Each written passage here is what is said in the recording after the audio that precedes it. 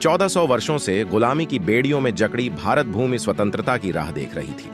वर्ष 1915 में दक्षिण अफ्रीका से एक बैरिस्टर भारत लौटा। चंपारण, अहमदाबाद और खेड़ा जैसे लगातार 3 आंदोलनों से उस व्यक्ति ने भारत की आम जनता में एक उम्मीद जगाई। राजनीतिक मतभेदों के बावजूद 1914 में शुरू हुए प्रथम विश्व युद्ध में भारतीय राष्ट्रीय कांग्रेस के नेताओं ने ब्रिटानिया साम्राज्य का साथ देने का फैसला किया, इस उम्मीद में कि ब्रिटिश साम्राज्य भारत की राजनीतिक स्वतंत्रता की मांग को पूरा करेगा और भारत को एक डोमिनियन स्टेट का दर्जा देगा। लेकिन युद्ध के समाप्त होते होते रोलेट एक्ट जैसे दमनकारी कानून और जलियांवाला बाग हत्याकांड जैसे कृत्यों से भारत की राजनीतिक स्वतंत्रता की मांग को दबा दिया गया। इस घटना से दुखी होकर महात्मा गांधी ने अंग्रेजी हुकूमत के खिलाफ साल 1920 में असहयोग आंदोलन छेड़ दिया और दावा किया कि 1 वर्ष में स्वतंत्रता प्राप्त कर लेंगे। परंतु साल 1922 में चौरी चौरा की घटना के बाद असहयोग आंदोलन वापस ले लिया गया। ब्रिटिश दमन का चक्र शुरू हुआ, सारे आंदोलनकारी जेल भेज दिए गए और स्वतंत्रता की लड़ाई में एक राजनीतिक शून्यता उत्पन्न हो गई। अक्टूबर 1924 में कानपुर की भूमि पर राम प्रसाद बिस्मिल, योगेश चंद्र चटर्जी, सचिन सान्याल जैसे क्रांतिकारी योद्धाओं ने हिंदुस्तान रिपब्लिकन एसोसिएशन का गठन किया। इस संगठन के सदस्यों ने क्रांतिकारी गतिविधियों से राजनीतिक शून्यता को खत्म कर भारत की स्वतंत्रता के आंदोलन को एक नई दिशा दी। इनकी क्रांतिकारी विचारधाराओं से प्रभावित होकर भारत के युवाओं ने इस संगठन को अपना समर्थन देना शुरू कर दिया।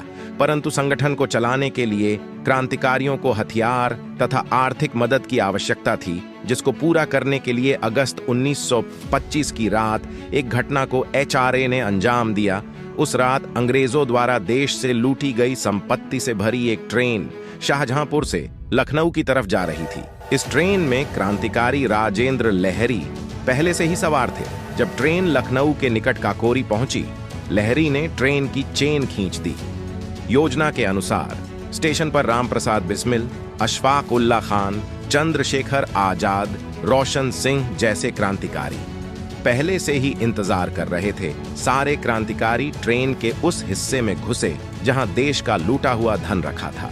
वहां मौजूद अंग्रेज पहरेदारों को मारकर क्रांतिकारियों ने खजाना लूट लिया। घटना की खबर जंगल की आग की तरह फैल गई। इससे तिलमिलाई अंग्रेज की हुकूमत ने किसी भी तरीके से लूट में शामिल क्रांतिकारियों को ढूंढ निकालने का आदेश दिया। जगह जगह छापेमारी पड़ने लगी, गिरफ्तारियां शुरू हो गईं। धीरे धीरे इस घटना से जुड़े लोगों तक पुलिस पहुंच गई और अंत में लगभग सारे क्रांतिकारी पकड़े गए। अंग्रेजी हुकूमत ने कठोरतम कदम उठाए। 17 लोगों को जेल हुई, 4 लोगों को अंडमान निकोबार के काले पानी की सजा सुनाई गई। अशफाक उल्ला खान, राम प्रसाद बिस्मिल, रोशन सिंह और राजेंद्र लहरी को फांसी पर चढ़ा दिया गया।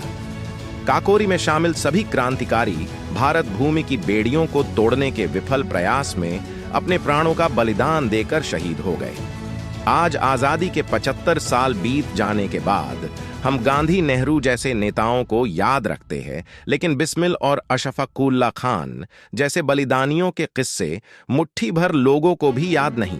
भारतवर्ष की आजादी और इस राष्ट्र के निर्माण में हुए सारे बलिदानों में काकोरी घटना की विरासत हमें HRA के क्रांतिकारियों की याद दिलाती रहेगी।